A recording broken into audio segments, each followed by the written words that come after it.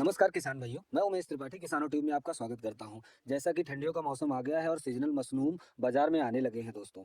तो अगर आप देखें तो आज हमारे साथ रसूलपुर जानकीपुरम में लखनऊ के पास अवधेश कुमार किसान हैं जो 4 साल से सीजनल मशरूम की खेती कर रहे हैं। आज इनसे हम लोग जानेंगे कि मशरूम की खेती में क्या-क्या इंपॉर्टेंट चीज़ें होती हैं। सीजनल मशरूम अगर आप अगली साल या इस साल प्लान कर रहे हैं या उगा रहे हैं, तो एक अनुभवी युवा किसान है जो अच्छी टिप्स आपके साथ ज़रूर शेयर करेंगे। मेरा वादा है आपसे और आपको लास्ट में ज़रूर बताएँगे कि मशरूम कौन-सा सबसे अच्छा होता है खाने के लिए, जिससे आप आइडेंटिफ़ाई कर पाओ। अगर आपको खेती नहीं भी करनी है मशरूम की, तब भी आप जान पाओ कि सबसे बेस्ट क्वालिटी मशरूम जो बटन मशरूम आजकल हमारे उत्तर प्रदेश में मिलता है ज़्यादातर बाज़ारों में, वो कैसा होता है और कौन-सा खाने के लिए सबसे बढ़िया होता है। तो सर थोड़ा अपने बारे में बताइए कि मशरूम की खेती की शुरुआत कैसे करी आप? मैंने पहले इससे मशरूम खेती करने से पहले मैं आलू की, धान की, गेहूँ की खेती करता था।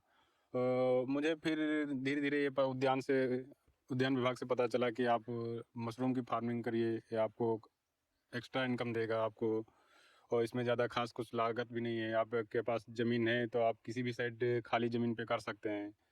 तभी से मैंने वहीं अलीगंज उद्यान में प्रशिक्षण लिया। उसके बाद उन्होंने ही मेरा प्रैक्टिकल करवाया, तो धीरे-धीरे मुझे करते-करते आज 4 साल हो गए हैं। तो मैं सीज़न में ही इसकी खेती करता हूँ, क्योंकि ये सीज़न में क्या है कि अगर गर्मियों में करेंगे तो उसके लिए एसी मेंटेन करनी पड़ती है, इसलिए तो मैं ठंडियों में, सर्दियों में ही खेती इसकी करता हूँ। तो ये सर्दियों वाला मशरूम ज़्यादा प्रॉफ़िटेबल होता है या आसान होता है उगाने में? ये सर्दियों वाला आसान भी होता है सर्दियों में, क्योंकि इसमें मेंटेनेंस कम लगता है, इसलिए ये सर्द सीज़न वाला ज़्यादा सही है। अच्छा, तो आप जो मशरूम की खेती कर रहे हैं, वो कितने कंपोस्ट पे कर रहे हैं या कितना बड़ा बेड बना रखा है आपने यहाँ पर? मैंने मैंने जैसे इसको किया था, वो करीब 3 कुंटल से किया था। आज 4 साल हो रहे हैं करीब। अब मैं 50 कुंटल आज की डेट में कर रहा हूँ। अच्छा, 50 तो कुंटल 50 कंपोस्ट। क्विंटल कंपोस्ट पे कर रहे हो। तो आपने थोड़ा हमें पहले शुरुआत से बात करते हैं हम लोग। जब आप शुरुआत का तैयारी करते हैं मशरूम की खेती की, तो सबसे पहले आप किस चीज़ की तैयारी करते हैं? और वो महीना कौन-सा होता है जब आप शुरुआत करते हैं? मैं इसकी कंपोस्ट बनाने की तैयारी करीब 5 सितंबर के आसपास स्टार्ट कर देता हूँ। हुँ। तो अगर जिससे ज़्यादा डीप में ना जाए तो 5 सितंबर को इसको भूसा लेते हैं और इसमें चोकर है, मेरोबा पोटाश है, जैसे ऐसे कई चीज़ें मिला के ये 30 से 35 दिन इसकी पलटाई एक एक दिन छोड़ करके 2-2 दिन छोड़ के ये होती रहती है और इसको 30 से 35 दिन में तैयार खाद बन के तैयार हो जाती है। तो मतलब भूसे को आप जो है खाद में कन्वर्ट कर लेते कन्वर्ट हैं, कर देते 30-35 दिन हैं। लगती जी। है। आपने उसके बाद आप क्या करते हो? नेक्स्ट स्टेप क्या होता है आपका? इसके बाद नेक्स्ट स्टेप होता है कि झोपड़ी तैयार करना। ठीक है, जब झोपड़ी तैयार हो जाती है, जैसे आप देख रहे हैं चारों तरफ ये झोपड़ी तैयार होगी, उसके बाद ये रैक बनाते हैं। हुँ, हुँ। ठीक है, रैक पे क्या होता है, जब हमारी जो कंपोस्ट तैयार हो गई है तो इसी रैक पे डाल देते हैं। ठीक है, हुँ, इसके बाद आती है स्पॉनिंग की। स्पॉन हम अरेंज करते हैं बाहर से, क्योंकि हम स्पॉन वो लैब में तैयार होता है तो वो अभी हम नहीं बना पा रहे हैं, तो हम बाहर से खरीदते हैं। फिर कंपोस्ट में हम स्पॉन मिलाते हैं। स्पॉन मिलाने के बाद हल्का सा नमी देखना रहता है। अगर नमी है तो पेपर नमी मेंटेन करके इस पे पानी स्प्रे करके इस पे हम पेपर से इसको ढक देते हैं 10 से 12 दिन के लिए। हुँ। तो हमारा जो स्पॉन इसमें हमने डाला रखा है तो फंगस बन जाता है, माइसेलियम फैल जाता है इसमें। हुँ, हुँ। आपको दिखाएंगे हम, ये देखिए, ये हमारा फंगस है। ये हमारा 12 से 13 दिन में तैयार हो जाता है। फिर इसके बाद आती है हम इसमें केसिंग करने की। हुँ, हुँ। ये हम केसिंग तैयार करते हैं। केसिंग किसान भाइयों जब आप खाद फैला देते हो बेड के ऊपर, उसके ऊपर एक मिट्टी और खाद और रेत की परत मतलब मिक्सचर होता है, उसकी एक परत फैला दी जाती है। ये कितने दिन बाद करते हो आप? ये हम इस पे जब इस माइसीलियम फंगस फैल जाता है पूरी खाद में, तो हम इसे 12 से 14 दिन में करते हैं। केसिंग तैयार करने के लिए हम सड़ी हुई गोबर की खाद लेते हैं और राख लेते हैं और जिप्सम मिट्टी लेते हैं। इसको मिक्स करके और इसमें क्या करते हैं, फार्मोलिन और बोस्टिन डालते हैं कि जैसे बैक्टीरिया या फंगस कोई उसमें रह ना जाए। तो उसको मिक्सअप करके हम पॉलीथीन से 24 घंटे के लिए ढक देते हैं। 24 घंटे ढकने के बाद तब जाके हम इस पे खाद पर केसिंग करते हैं। केसिंग करने से 1 से 1.5 हफ्ते बाद हमको मशरूम दिखना स्टार्ट हो जाता है। अच्छा, तो अभी आप कौन-सा मशरूम उगा रहे हैं यहाँ पर?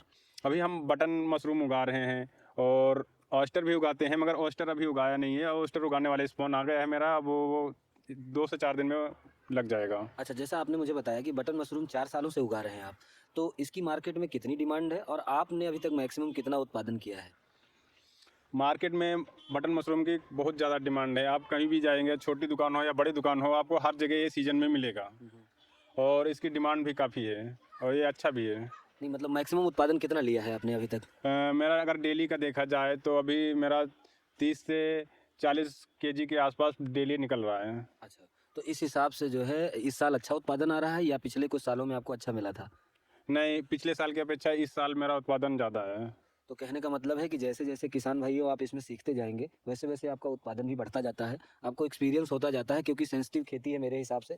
और बाकी मान लीजिए जब आपका स्पॉन निकल आया, ठीक है? ठीक व्हाइट है। कलर में माइसिलियम दिखने लगा, बटन मशरूम की खेती करें, तो आप किस बात का ध्यान रखते हैं? कोई स्प्रे करते हैं, कोई खाद डालते हैं, किसी चीज़ का ध्यान रखते हैं जिससे वो बराबर मात्रा में निकल आएँ? कुछ ऐसा करते हैं? नहीं, इसके देखिए देखना तो इसमें काफ़ी कुछ है, जैसे नमी मेंटेन करना इसकी, हुँ, और अगर कोई दूसरा फंगस आ रहा है तो उसको हटा निकाल के यहाँ से बाहर फेंकना।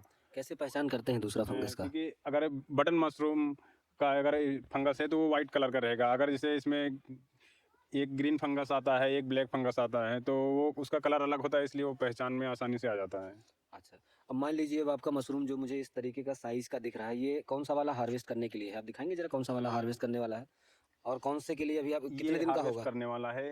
ये 3 ये पहले छोटा पिन है, आप इसको 3 से 4 दिन में ये हार्वेस्ट करने के लिए तैयार हो जाएगा। तो ये वाला जो है कितने दिन का होगा?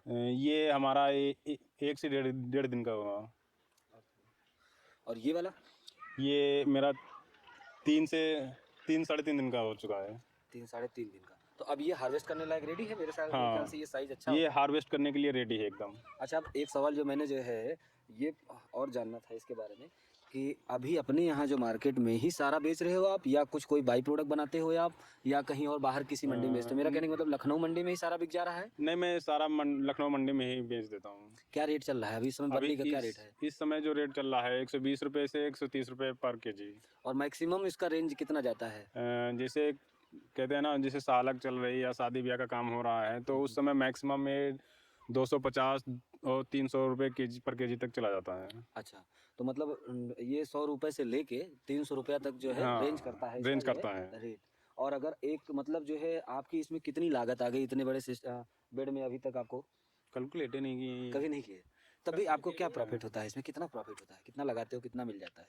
कुछ तो आइडिया दो। जैसे मेरा मान के लिए कि इसमें इस बार 40-40 हज़ार रुपये लगा है, हुँ, तो मतलब मेरा जो टारगेट है कि 1 लाख के आसपास माल तैयार होगा इसमें। अच्छा। 40,000 पे जो है लगाया आपने सबसे ज़्यादा खर्चा आपका किस चीज़ में आ रहा है? सबसे ज़्यादा तो दोनों में आता है, खाद बनाने में भी और झोपड़ी में भी। अच्छा। और झोपड़ी हर साल बनाते हो आप इसको? हाँ, हर साल नहीं, सामान वही यूज़ करते हैं। हाँ, हाँ। जब इसका काम ख़त्म हो जाता है मशरूम का तो झोपड़ी खोल के रख देते हैं। अवधेश जी आपसे एक चीज़ और जानना चाह रहा था कि आप स्पॉन कहाँ से लेते हैं बटन मशरूम के लिए? और स्पॉन होता कैसे है? थोड़ा ज़रा हमारे दर्शकों के लिए आप दिखाएँगे स्पॉन आपके पास है तो? हाँ, मैंने स्पॉन एक्चुअली कानपुर से लेना स्टार्ट किया था। कानपुर में मधुराज कनौजिया हैं, वो अच्छा स्पॉन बनाते हैं और देते भी हैं। उनका मशरूम भी आप देखे होंगे यहीं, मशरूम भी अच्छा निकलता है। हुँ, हुँ। और स्पॉन लेते समय ध्यान रखना चाहिए कि जब आप स्पॉन ले रहे हो तो उसमें आपको कहीं से कुछ अलग से ना दिखाई दे, पूरे में अच्छे से माइसेलियम रन होना चाहिए। हुँ, हुँ। जिसे आप देख रहे हैं कि माइसेलियम पूरी तरह से बराबर है, कहीं कम ज़्यादा नहीं है या और कोई दूसरा कलर नहीं है इसमें। तो ये नहीं, कुछ खास छोटी-छोटी बातों का ध्यान रखना पड़ता है। और लाते समय भी सावधानी बरतनी चाहिए कि दबाव में कहीं ना आने पाए। और बस इसको यही है। कितने दिन तक रख सकते हो आप अपने यहाँ लाके? इसको लाके हम मान के लिए ऐसे रख तो काफ़ी दिन तक सकते हैं, मगर ज़्यादा दिन रखना नहीं चाहिए। जैसे आप लाएँ तो 2 दिन में या 3 दिन के अंदर ही बुआई कर देनी चाहिए। अच्छा। तो अभी आपने ये वाला जो है कब कब लाए थे? ये 2-3 दिन हो गया? हाँ, ये मेरा आज तीसरा दिन है लाए हुए। अब ये बुआई के लिए मेरी खाद तैयार हो गई, अब बुआई इसकी की जाएगी। तो किसान भाइयों जैसे मैंने आपसे वादा किया था कि आपको बताएँगे कि कौन-सा मशरूम सबसे बढ़िया होता है। अभी भैया आपको निकाल के दिखाएँगे भी 1-2 मशरूम जो सबसे बढ़िया होता है खाने में और जो साइज़ आपको बढ़िया मिलना चाहिए, उससे बड़ा नहीं लेना चाहिए और उससे छोटा भी नहीं। तो आप एक बार देख लीजिए कौन-सा मशरूम सबसे बेस्ट होता है।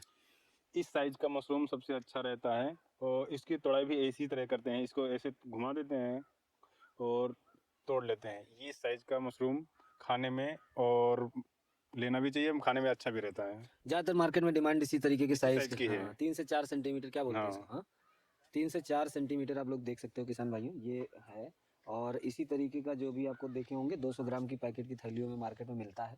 तो आपको अगर ये वीडियो जो है हमारी और अवधेश कुमार जी की मेहनत जो मशरूम फार्मिंग पे कर रहे हैं ये एक युवा किसान होके, और पसंद आई हो और ये वीडियो अच्छा लगा हो तो वीडियो को लाइक करिए, और अपने किसान भाइयों जो मशरूम फार्मिंग कर रहे हैं या इंटरेस्टेड हैं उनको शेयर करिए।